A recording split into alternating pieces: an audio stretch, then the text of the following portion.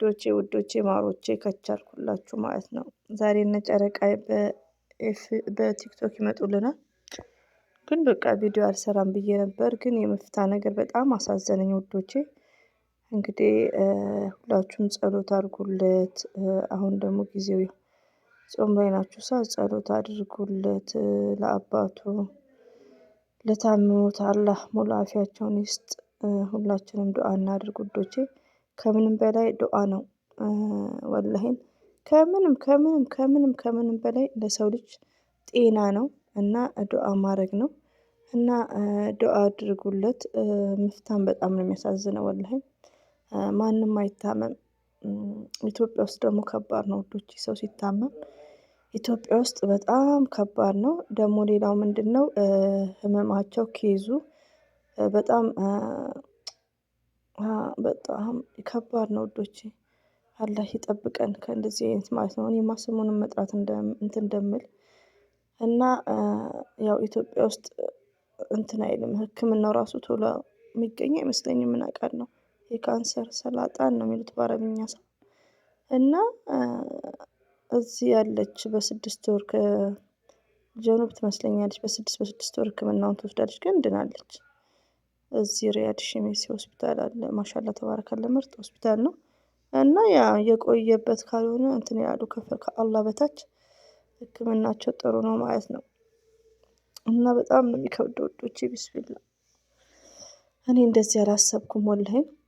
ሲጀመር ካንሰር ነው ብዬም አላሰብኩም ነበር ማለት ነው። እና እንግዲህ መፍትሄ አብሽር፣ አላህ ብርታቱን ይስጥክ፣ ጥንካሬውን ይስጥክ። ዱአ አድርግ። ማሻአላ ተባረካለ። ደግሞ ትክክል ነህ። ሁሉ ነገር እኛ ባልነው አይደለም፣ አንድ አላህ ሱብሃነሁ ወተዓላ ባለው ነው። እና ሁሌም ዱአ ማድረግ ነው። መልካም ሰው ነክ ደግሞ ወላሂ ኢንሻአላህ አላህ ይስማክ። ዱአ አድርግ፣ አብሽር። እንደዚሁም ደግሞ ሀይሚቲዬና ብሩኬ ቴንኪው። ሰው ሲከፋም በደስታም በሀዘንም ከሁሉም ዙሪያ ሮጠው የሚገኙት ሀይሚቲና ብሩኬ ናቸው። ከጎንክ ነኝ ማለት ቀላል አይደለም ውዶቼ ማለት ነው። ኢትዮጵያን አይተን መጥተናል። ኢትዮጵያን ማለት ነው። ኢትዮጵያን በጣም ከባድ ነው። የመዳም ቅመሞችዬ ማለት ነው። ከባድ ምንድነው? ህመም መቼ እንደሚመጣ አናውቅም። አትመመኝ አይባልም።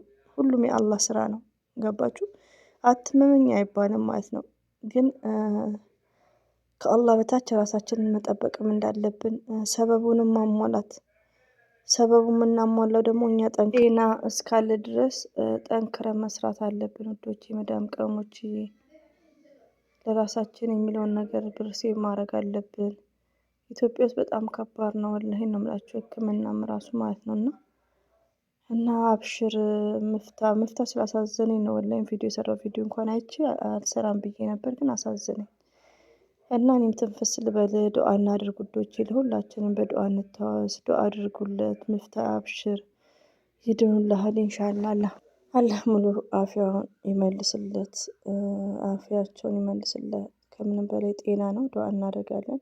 ሀይሚቲዬ ማይስዊት የምንወድሽ የምናከብርሽ፣ ውሻዋን ለመድሻት አልሐምዱሊላህ። እንኳን ለመድሻት ማለት ነው። እንግዲህ ያው ተመልሶ ይሄዳል። አመስግነዋልም። ሰው በችግሩ ጊዜ ሰው ሲታመም የጠየቀን እውነተኛ ጓደኛ ከምር ሀይሚና ብሩኬ ይለያሉ። ማሻአላ ተባረካላ ብያለሁ። እንግዲህ ያው አላህ ይሁናቸው ነው የሚባለው ለቤተሰብ ማለት ነው። በጣም ነው የሚከብደው ሰው ሲታመም። ማንም አይታመም ውዶቼ፣ በጣም ነው። እና ይሄን ይመስላል። ሁሌም ወዳችኋለሁ፣ አከብራችኋለሁ።